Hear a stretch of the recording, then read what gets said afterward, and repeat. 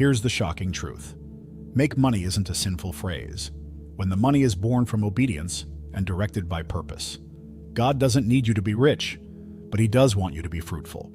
The question isn't whether you have a talent. The question is, will you multiply it before it's too late? Because buried talent doesn't just sit still. Eventually, it gets taken away. The parable of the talents wasn't just about money, it was about responsibility, accountability, and obedience. Many people read Matthew 25 and walk away thinking it's a story about investing or profit. But that misses the heart of the parable. Jesus wasn't giving a TED Talk on portfolio management. He was describing how the kingdom of heaven views responsibility. The master gave each servant a different measure, according to their ability, but expected each one to take action. Not equal amounts, but equal obedience. The servant who received 5 talents multiplied them.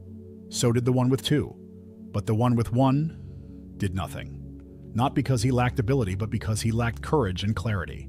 That's the uncomfortable part.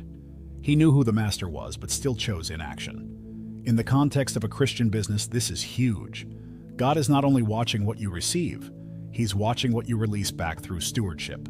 In today's world, God may give someone marketing skill, financial sense, storytelling ability, or leadership instincts, and still expect it to be used to expand His influence. A godly business doesn't just make money, it multiplies purpose. When you think of your talent as sacred, you no longer wait for permission to act. You move like someone who will one day stand before a king and give an account. We must stop treating our potential like a hobby. Heaven sees it as an assignment. The parable makes it clear what you fail to use, you lose.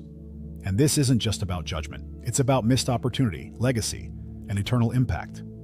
God doesn't need your perfection, but He does expect your participation. And what comes next will show you how to step out of inaction and into faithful execution. A godly business is not built for status, it's built for stewardship and service to others.